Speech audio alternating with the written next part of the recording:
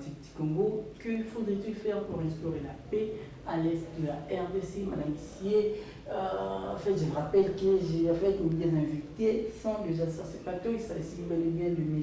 Eric Toumba et en face de lui, M. Franklin Mwanza. En fait, M. Eric Toumba, en parlant de ces questions sécuritaires à l'est de la RDC, d'abord, je peux savoir que faut-il faire aujourd'hui pour en aller à vous. Oui, merci beaucoup pour la parole. Comme je venais de dire que pour le problème que nous avons de l'Est, c'est un problème qui ne date pas d'aujourd'hui, puisqu'on aime beaucoup en parler, mais sans pour autant voir d'où est venu ce problème.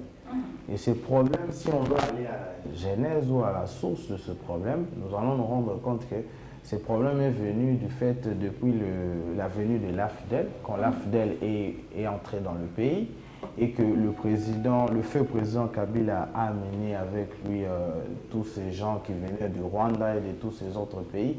On nous a parlé de certains accords que peut-être lui-même, Kabila, n'avait jamais acceptés.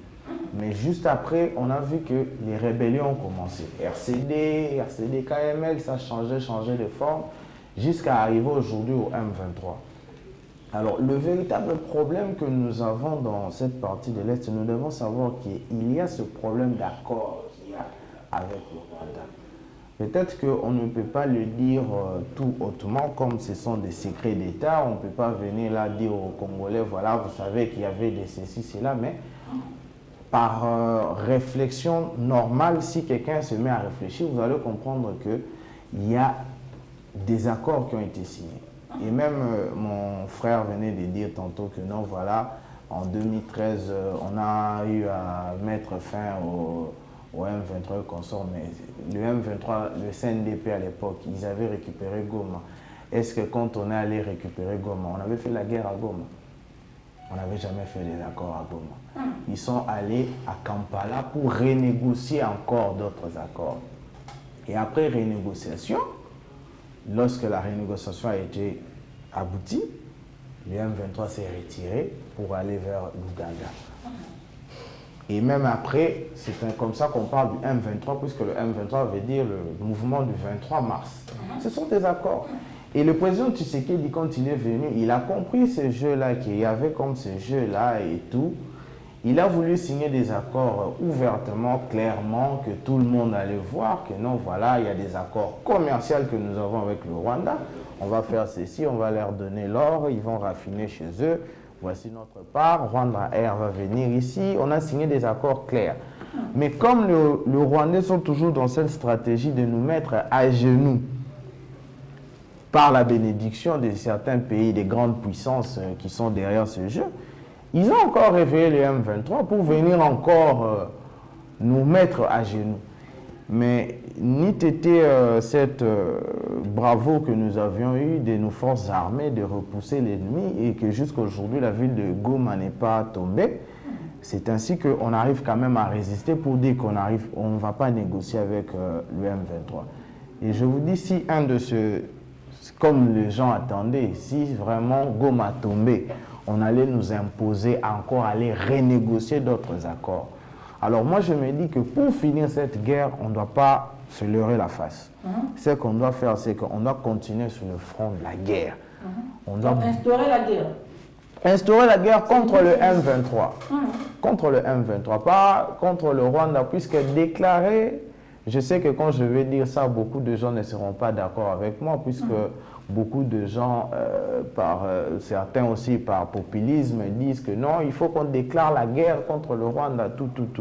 Mais nous devons savoir que quand on déclare la guerre, ça veut dire qu'on doit se mettre dans l'économie de la guerre, ça veut dire qu'on doit financer la guerre, ça veut dire qu'on doit avoir la stratégie de la guerre. Et une guerre, on sait quand est-ce qu'elle commence, on ne sait pas quand est-ce qu'elle se termine.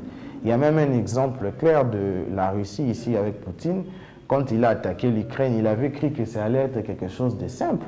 Mais jusqu'à aujourd'hui, nous allons presque 3 ans après, la guerre, on ne sait pas quand est-ce que ça se termine. Terminez pas. Oui. Alors moi, je me dis, c'est que nous devons faire comme il y a une montée en puissance de FARDC et appuyé par le Ouazalais, nous devons mettre dehors le M23 quitte à sécuriser l'Est du pays on peut créer une unité spéciale ou une force spéciale, de sécuriser les frontières avec des militaires bien formés.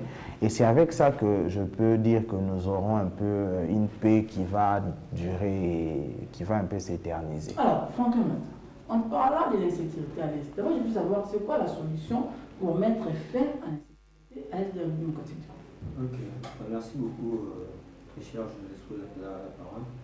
Mais j'aimerais d'abord, premièrement, m'atténuer au fait dans les propos de mon co-débatteur sur ce plateau, qui vient de dire qu'on doit déclarer la guerre contre le M23. Mais qui sont derrière les M23? C'est vraiment ça d'abord la question à nous poser. On doit d'abord savoir qui sont derrière les M23. N'est-ce pas que c'est le Rwanda? C'est le Rwanda qui est derrière les M23. Alors moi, s'il faut dénoncer, accuser, j'ai préféré encore accuser la personne de Kagame, de Paul Kagame, comme étant le premier à soutenir les mouvements rebelles du M23.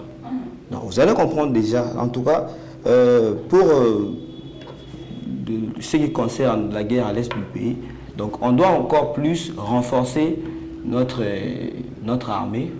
On doit renforcer notre armée. Nous devons nous préparer. Nous devons nous préparer. Alors, vous savez, déclarer la guerre, c'est pas chose facile. Parce que on peut déclarer la guerre. Oui, on déclare la guerre. Mais la fin de cette guerre-là est inconnue. Vous comprenez? C'est inconnu. Or, maintenant, pour déclarer la guerre, il va falloir que nous puissions nous préparer dans les thématiques suivantes. Se préparer sur le temps financier, sur le plan économique, temps spirituel. Pourquoi? Parce qu'on ne sait pas. Ceux-là qui sont derrière le Rwanda envisagent quoi? Ils ont quel plan? Ils ont quel plan? Parce que jusqu'à présent, nous reconnaissons que c'est le Rwanda qui est derrière le M23. Jusqu'à présent. Kagame n'a absolument rien dit. Kagame n'a absolument rien dit. Mais nous reconnaîtrons quand même que c'est Kagame qui est derrière les M23. Alors, pour que nous puissions déclarer la guerre, il va falloir que nous puissions d'abord nous préparer. Donc, cela est vraiment des choses vraiment qu'on devait l'étaler ici. Donc, notre armée, que le ministre, celui qui chapeaute la défense nationale,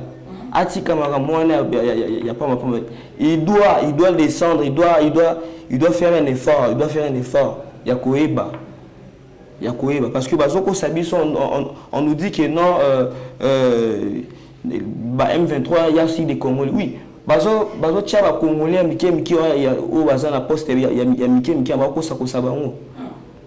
avant de venir, j'ai essayé de voir une photo ici où il y a M. Nanga. Corneille Nanga en tenue, il est congolais, il est n'habité. Je ne sais pas, Nanga représente quoi dans le cadre du mouvement rebelle M23. Je ne sais pas, c'est Nanga là. C'est Nanga représente quoi? Nanga. Est-ce qu'il va falloir qu'on efface la scène politique pénatée? Qu'on puisse effacer le nom de Nanga à la scène politique? Parce que comment fais-tu tout ça congolais pour soutenir un certain mouvement rebelle? Ça n'a pas de sens. Donc tu es contre les Congolais. Donc tu es content parce que Makila à l'est du pays, donc par là je veux facilement dire que nous devons facilement nous préparer pour déclarer la guerre face à ce fameux pays, le Rwanda. Et puis nous devons aussi porter peut-être plainte au niveau de la communauté internationale contre la personne de Paul Kagame. Madame, c'est cumul de fonctions en République du Congo. On en parle tout au long de cette émission. Nous allons également revenir sur la démission du Premier ministre Sama Lukonde. Est-ce qu'on peut être à la fois ministre et à la fois député? Si oui, pourquoi? Quelle est la loi qui autorise à une personne d'être à la fois ministre et à la fois ministre et à la fois député? Quelle est la disposition constitutionnelle qui régit tout cela, madame? C'est l'un des thématiques dont vous avez annoncé tout au long de cette émission.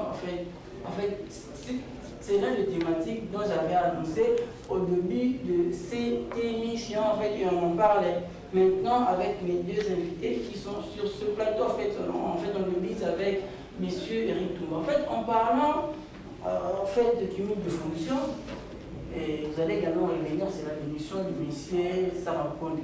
D'abord, je peux savoir quelle est la disposition constitutionnelle aujourd'hui qui autorise en fait une personne de cumuler de fonctions. Déjà peut-être être en même temps député national et en même temps ministre.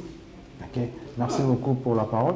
J'aimerais juste un peu rebondir par rapport à ce que mon co-débatteur a dit, par rapport à ce qu'il m'a dit que j'ai eu à dire qu'on doit faire la guerre au M23. On doit faire la guerre au M23 dans le sens qu'on ne doit pas négocier avec eux. Ça veut dire qu'on doit se battre contre le M23 jusqu'à le mettre dehors de notre territoire. Mais nous savons que c'est le Rwanda qui est derrière.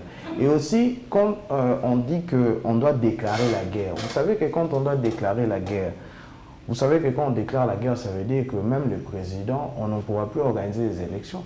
Vous savez que quand un pays est en guerre, ça veut dire qu'on peut faire même 10 ans. Ça veut dire que si nous allons dans ça, ça veut dire qu'on va nous créer, on peut se créer un problème aujourd'hui et demain qui peut devenir un problème interne puisque le président peut s'éterniser au pouvoir pour dire voilà, le pays est en guerre, tant qu'on n'a pas fini la guerre, je ne peux pas céder mon mandat. Donc c'est pourquoi moi j'ai dit, n'allons pas dans ce piège. N'allons pas dans ce populisme de dire déclarons la guerre et tout ça, tout ça. Même le président tel qu'il est là, si vous suivez son dernier briefing qu'il avait fait, vous savez qu'il s'est un peu rebiffé par rapport à ça, puisque ça demanderait beaucoup de choses. Donc, revenez à la question. Alors, par rapport au cumul de mandats, en fait, le problème ce problème de cumul de fonctions, plutôt, merci pour la correction, c'est un problème de la loi. Ça veut dire que notre loi ne définit pas bien les choses. Puisque beaucoup de gens aujourd'hui se réveillent pour dire que voilà, nous sommes contre le cumul de mandats. Mais comment est-ce qu'on peut dire que nous sommes contre le cumul de mandats pendant qu'on a d'abord laissé et autorisé aux gens, quelqu'un pouvait être candidat à président de la République, candidat à les législatives nationales, candidat législatif provincial. Dieu seul sait s'il y a d'autres qui sont allés encore jusqu'au municipal. Donc, quand des gens ont donné cette liberté aux gens de postuler à autant de niveaux, la même personne, ça veut dire que moi, tel que je suis là, je pouvais être candidat président de la République, candidat député national, candidat député provincial. Et comment on peut venir dire après que nous sommes contre le cumul de fonctions? Ça n'a pas de sens. Ça n'a pas de sens. Donc, ce qu'on doit d'abord comprendre, c'est qu'il y a un problème dans la Constitution. Notre Constitution, c'est une Constitution, moi je l'ai toujours dit, c'est une Constitution qui a été faite à la va-vite. À la va-vite, ça veut dire que comme on était en transition, il fallait vite aller, on est allé un peu trop vite en mettant beaucoup de choses, en oubliant beaucoup d'autres choses qui aujourd'hui se retrouvent comme des problèmes. Alors aujourd'hui, ceux qui sont là, ils en bénéficient. Ils en bénéficient dans le sens que moi j'étais ministre. Il n'y a aucune disposition, c'est un exemple que je donne, je suis ministre, il n'y a aucune disposition de la loi qui m'interdit, qu'étant ministre, à aller comme candidat député ou député provincial. S'il y avait une disposition qui pouvait dire que, bon voilà, ministre en fonction, il ne peut pas être candidat député, ça veut dire que dès qu'il est candidat député, on sait qu'il doit aller en campagne, il doit prendre son temps dans beaucoup de choses pour ne pas aussi utiliser les moyens de l'État. Il n'a qu'à démissionner, comme ça, aller dans ces nouvelles dispositions qui se présentent. Là, ça allait être mieux. Mais comme la loi ne le dit pas clairement, alors les gens qui sont là en profitent. Le président s'est expliqué récemment pour dire que voilà, il y a un article de la Constitution sur lequel il s'est appuyé qui dit que lorsque le Premier ministre présente sa démission, il expédie les affaires courantes. Bon. Voilà. Alors, dans le cas dans lequel nous sommes, nous avons la moitié du gouvernement qui est démissionnaire. Ça veut dire que si tous doivent partir, on va se retrouver avec des ministres qui vont occuper 5, 4, 3 ministères. Maintenant, dites-moi, un ministre qui va occuper, par exemple, je donne un exemple, je suis en même temps ministre, par exemple, de l'agriculture, je suis en même temps ministre des hydrocarbures, je suis en même temps ministre des Finances. Ça serait un tohu-bohu qui n'aura pas de nom. Alors, le mieux à faire, moi je trouvais que la décision qui a été prise était la bonne décision à faire, puisque c'est comme ça que ça se fait dans tous les autres pays. Ça veut dire que ceux qui sont là, ils sont démissionnaires, ils vont attendre jusqu'à ce que le nouveau gouvernement va venir. S'il y a ceux qui sont reconduits, ils continuent. S'il y a ceux qui ne sont pas reconnus, ils vont maintenant aller siéger au Parlement. Mais le président s'est bien expliqué pour dire que voilà, il n'y aura pas question de rémunération pour ceux qui sont en même temps députés et ministres. Donc je trouve que le problème qu'il y a d'abord c'est au niveau de la loi. Si on pouvait bien définir ça en amont, donc ça veut dire qu'avant même les élections, on n'allait pas tomber dans ce problème. Et comme la loi n'a pas... Bon, je peux dire qu'il y a un peu comme... la loi ne dit rien sur ce point, alors nous sommes allés dans ça et voilà les conséquences que nous avons aujourd'hui. Et en fait, en parlant de cumul de fonctions, en fait, vous n'êtes pas de ceux qui estiment que c'est la loi qui est empiétée actuellement? En tout cas, merci pour ta question, monsieur le journaliste. Pour ce qui concerne l'accumulation des fonctions, bien avant que je puisse venir, parce que j'avais déjà la thématique, et donc je me préparais, j'ai essayé de lire, j'ai essayé même de demander, faire des recherches au fait dans des choses de Google, voilà. Jusqu'à présent, il n'y a rien partout où moi j'ai fouillé qui autorise qu'une même personne peut occuper 2, 3, 4, 5 fonctions à la fois. En tout cas, j'ai essayé de lire, à moins qu'on me dise le contraire. Mais sinon, il n'y a pas ça. Donc, si on sait... Donc, vous notez que la condition a été une fois violée? Je crois bien, mais en tout cas, selon mes recherches à moi privées, je crois bien que ça a été violé parce que dans ces pays, nous marchons selon la Constitution. Mais si je fais des recherches et que je n'ai absolument rien vu, alors certainement, je peux facilement dire que la Constitution a été violée. Pourquoi? Parce qu'on peut retrouver, comme mon co-débatteur vient de le dire, une même personne qui était, je ne sais pas moi, député national, il est ministre, et puis il est encore, je ne sais pas moi, responsable, je ne sais pas moi où, il est. Donc c'est quelque chose que je ne sais pas vraiment définir. Donc je peux facilement accuser que la Constitution a été violée par le chef de l'État, Félix Antoine Tshisekedi. Donc à moins qu'on me dise le contraire, mais à ce que je sache, je dirais tout simplement que la Constitution a été violée. C'est un peu ça. En fait, c'est quoi la solution pour parler à ces problèmes? Est-ce que, selon votre attendement, la solution était de prendre peut-être comme exemple Jean-Pierre Bemba et de le nommer peut-être Premier ministre intérimaire, pour expédier les affaires courantes? Non. Nommer Jean-Pierre Bemba au niveau de la primature? Non, Comme exemple? Non, ça ne peut jamais tenir d'abord, ça ne peut jamais tenir. Et pourquoi? Il n'a pas les profils? Non, il a les profils, mais Jean-Pierre Bemba, moi je le respecte beaucoup, c'est un des ministres que moi je trouve meilleur dans les gouvernements, oui, dans les gouvernements sans nous connaître. Il est l'un des ministres que moi je trouve meilleur, mais je ne sais pas. En ce qui concerne ce que vous avez dit là, je ne suis pas sûr.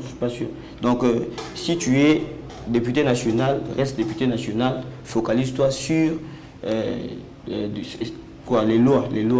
Si tu es au niveau du gouvernement, travaille en fonction du ministère où tu pourras. Si tu es DG, je ne sais pas moi, gouverneur, focalise-toi où tu es. Donc, c'est au fait ça ce qu'on pouvait répondre à ces thématiques en fait. Alors, pourquoi ces thématiques? D'abord, je veux savoir, vous n'êtes pas de ceux qui estiment que c'est l'article 108 de la Constitution, présentement violé par les régimes Tshisekedi? Bon, moi je trouve que ce n'est pas un problème de violation, puisque, comme je l'ai dit tantôt, que le problème il est d'abord dans la Constitution doit avoir comme une extension par des lois organiques. Ça veut dire que, mon co-débatteur vient de le dire, il n'y a nulle part où il y a comme cette contrainte-là qui est dans une loi et consort. D'ailleurs, si les ministres doivent démissionner, c'est à cause du règlement d'ordre intérieur qui a été voté au Parlement, qui dit que non, ceux qui sont députés ne peuvent pas cumuler. C'est le règlement d'ordre qu'on vient de voter au Parlement qui leur pousse à démissionner. Puisque normalement, s'il y avait une contrainte qui existait, ils auraient dû le faire bien avant. C'est quand le Parlement qui venait de valider des mandats, quand on a validé les mandats, dans le règlement intérieur du Parlement, c'est en ce moment qu'on a dit, voilà, ceux qui sont élus députés ne peuvent pas en même temps cumuler un autre poste. Alors, la Constitution en soi n'a nulle part un endroit où il interdit le cumul. C'est pourquoi je dis que c'est la Constitution n'interdit pas. J'ai remis l'article 108 de la Constitution. Oui, qui dit l'article 108 de la Constitution dit ceci. Les mandats de député national est incompatible avec les mandats de sénateur et vice-versa. Voilà. Les mandats de député national ou de sénateur est incompatible avec les fonctions ou mandats suivants. Ok. 1. Je vous cite. Membre du gouvernement, l'article 108. Voilà. 2. Membre d'une institution d'appui à la démocratie. Voilà, c'est ça que tout ça. Oui. 3. Membre des forces armées et ainsi de suite. Et 4. On suite de magistrats. Donc vous ne voyez pas que le président de la République, en fait dans ce contexte, véridiquement par là, on a violé la Constitution. Bon, ceux qui sont ministres actuellement, ils ne le sont plus de fait.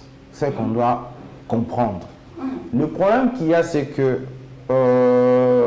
si on doit dire maintenant, bon, tout cela partez, on va se retrouver avec un gouvernement où on aura un ministre qui a par exemple 5 ministères à gérer.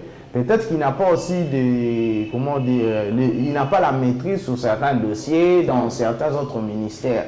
On va se retrouver avec quelqu'un qui a 5 ministères, mais il n'a pas la maîtrise dans certains dossiers. Et c'est pourquoi ça peut poser ce problème-là. Moi, je trouve que le véritable problème, il est...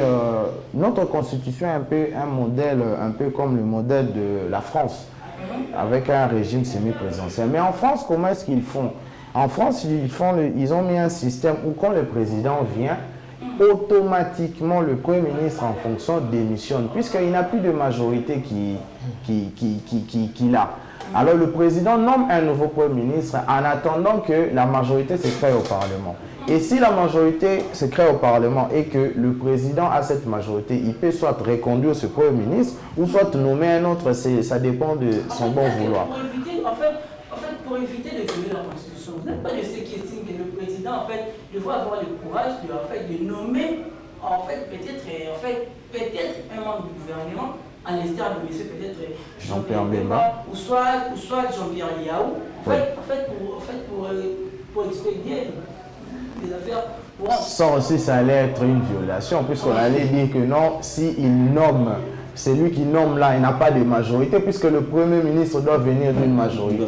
Donc vous voyez que sur ce point-là, notre Constitution a des problèmes.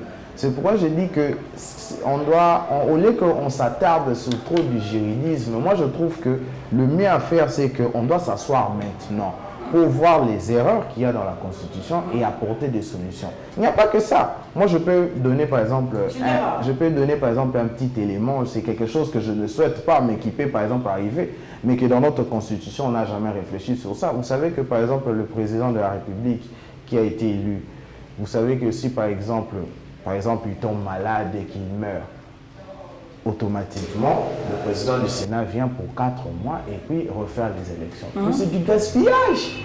C'est du gaspillage. Et pourquoi ça a été fait comme ça? Puisque quand les gens concevaient la Constitution avant, ils étaient dans une pensée où le président là doit rester éternellement. On ne réfléchissait pas peut-être à son départ. Non, ça ne sait pas se faire comme ça. Vous voyez par exemple aux États-Unis, quand un président est élu, il a directement son vice-président. Donc ça veut dire que si lui il est là et que s'il tombe malade par exemple ou il meurt, le vice-président continue les mandats.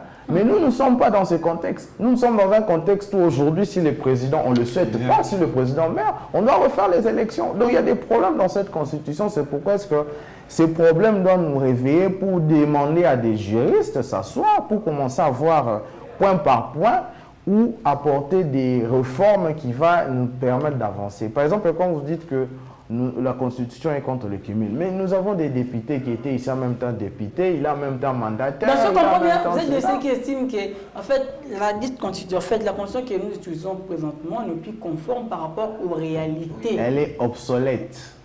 Elle est obsolète. Donc, archaïque. Même pas archaïque, donc obsolète. Donc, le Congo actuel ne peut plus fonctionner avec cette Constitution. Bien, Madame Elle est dépassée. Madame Messier, Largement nous dépassée. approchons de la fin de cette émission. Prenons à présent le tout dernier thématique de cette émission. Ça consiste donc en fait à se poursuivre. Ça consiste donc en fait à ces consultations qu'entame l'informateur M. Augustin Kabouya Tchulumba. On a vu pas mal de gens que le monsieur reçoit du jour au lendemain. C'est pour quelle finalité? Est-ce que à un mois, il y a un mois, un mois, assiste directement, va vite, va nommer Premier ministre, ou soit il y aura encore, ou soit il y aura encore des prolongements. Madame Mission, on en parlera tout au long de cette émission. En fait, je rappelle que j'ai reçu pour vous aujourd'hui M. André Franklin Mwanza. Il est un essai politique indépendant également. Et je reçu également. Vous êtes Éric Toumba.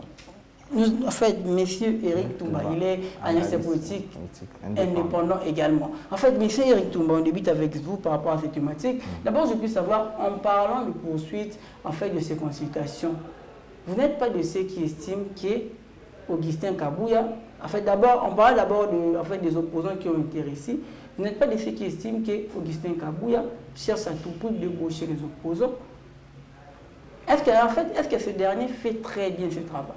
Bon, en ce qui concerne le travail de l'informateur, comme la Constitution le dit bien, c'est quelqu'un qui doit définir une majorité. Ça veut dire que ceux qui sont élus comme députés, ils doivent maintenant se prononcer. C'est libre. Ils doivent dire que soit je suis dans la majorité, soit je suis dans l'opposition. Alors, sur ce point-là, ils pouvaient consulter tous les élus. Il pouvait même prendre tous les 500 députés, il passe chez lui, chacun va définir sa position, cela n'est pas un problème. Mais pour les opposants qui se prononcent peut-être pour aller vers la majorité, on connaît ce jeu-là, ça ne date pas d'aujourd'hui. Beaucoup peut-être en ont marre de l'opposition, ils trouvent que non, le mieux pour eux, peut-être que maintenant là, il serait de se repositionner dans une nouvelle majorité pour voir un peu préserver leur survie politique. Sur ce point-là, chacun est libre de faire ce qu'il veut, mais l'informateur ne peut pas dire que non, si tel demande à le recevoir, dit non, je ne veux pas le recevoir. Non, ce sont des élus, ils peuvent être consultés par lui, l'informateur. Mais le problème qu'il y a, c'est que, comme je l'ai dit ici encore, que la Constitution que nous avons, elle est dépassée. Toutes ces histoires des informateurs, des tralala, tout ça, ça nous amène un peu de choses un peu très longues. Moi, je trouve qu'on doit avoir plus un système où le président vient, il consulte lui-même la majorité, puis c'est lui qui doit nommer le Premier ministre. Donc le président lui-même consulte ces gens, et puis directement après avoir consulté, il nomme directement le Premier ministre. Au lieu qu'on voit encore dans le président nomme un informateur, il doit prendre le temps, l'informateur reçoit les gens, et puis ça nous amène un peu dans des choses très longues et c'est un peu compliqué. C'est pourquoi moi j'ai dit que moi je suis pour une réforme de la Constitution, soit... Pas l'aboration. Bon. Pas l'aboration tout simplement. Si disons abolir, ça sera une boîte à Pandore. On va dire que voilà, ça peut donner des ouvertures pour peut-être ceux qui sont au pouvoir pour s'éterniser. Mais moi je trouve que le mieux à faire, ce serait d'apporter des réformes là où on trouve qu'il y a des couacs. Cela est possible, puisque la Constitution interdit juste certains points comme la forme de l'État, les mandats, je crois, du chef de l'État et certaines autres dispositions qui ne peuvent pas être changées, mais tout le reste peut être changé.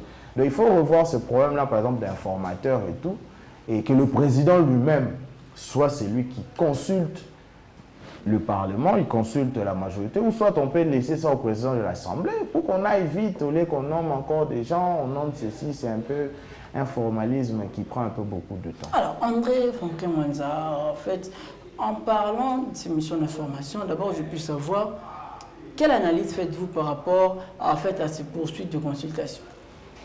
Bon, en ce qui concerne la poursuite des consultations, je veux vous répondre d'abord et revenir sur quelques points. Vous savez... Allez un peu vite, que nous courons derrière l'État.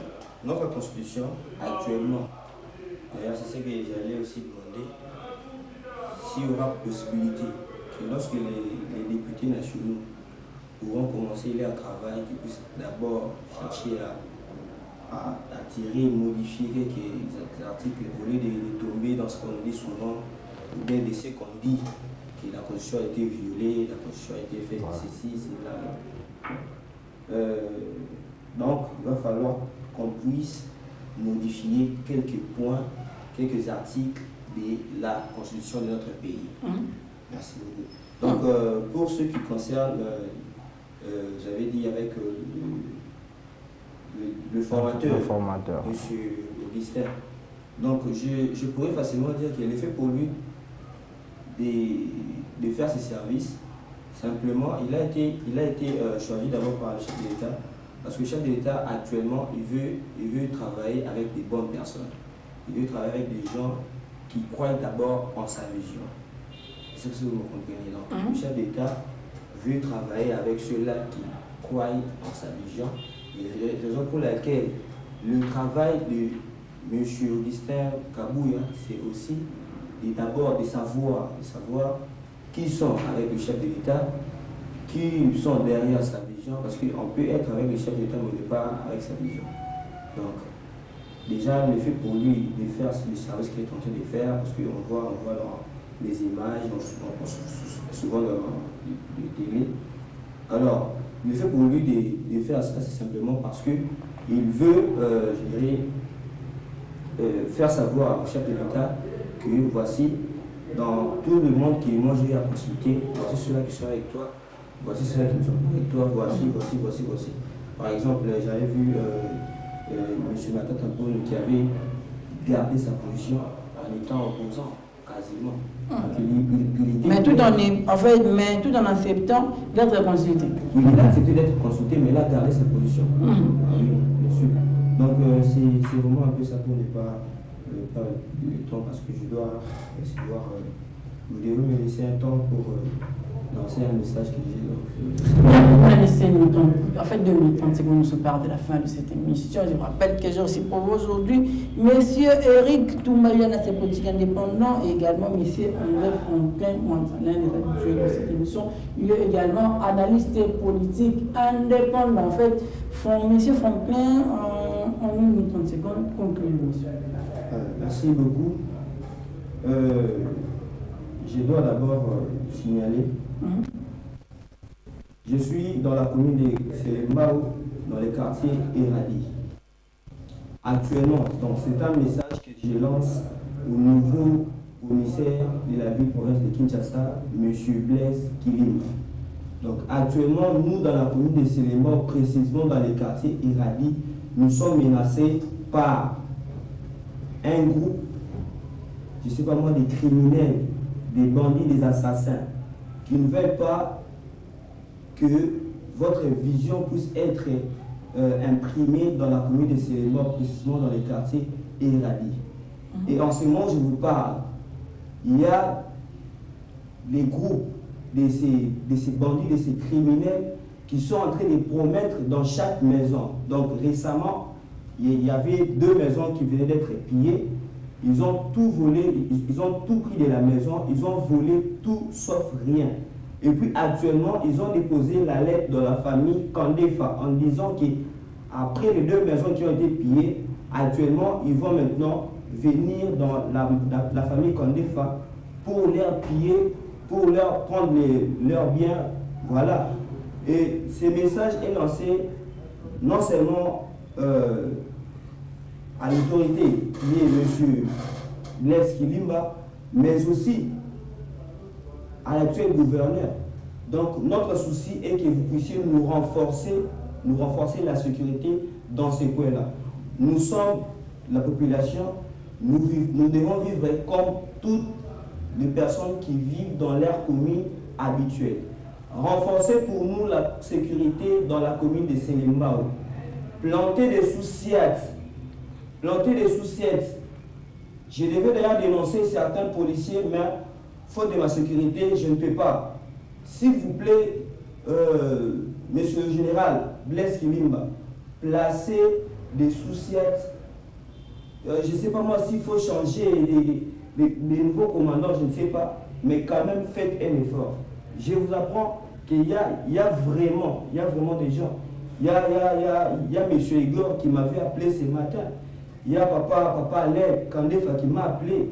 Il y a le président Eric. Merci beaucoup. Qui m'ont appelé simplement pour que je puisse venir informer. Et puis c'est aussi parmi les buts qui ont fait que je puisse être ici en ce moment pour répondre à cette invitation. Merci. En tout cas, ce message doit retenir votre attention, Monsieur le Général. Merci beaucoup. Monsieur Rintoumba, votre conclusion.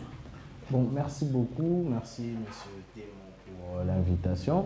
Ma conclusion, c'est que moi, je suis un patriote. Je prie Dieu que le Congo aille pour le mieux et que la guerre, nous puissions la remporter. Nous allons nous faire respecter jusqu'à ce que nous allons mettre dehors ces M23 et tous leurs acolytes. Et pour la suite, le gouvernement et tout, moi, je crois que le chef de l'État a assez compris la chose.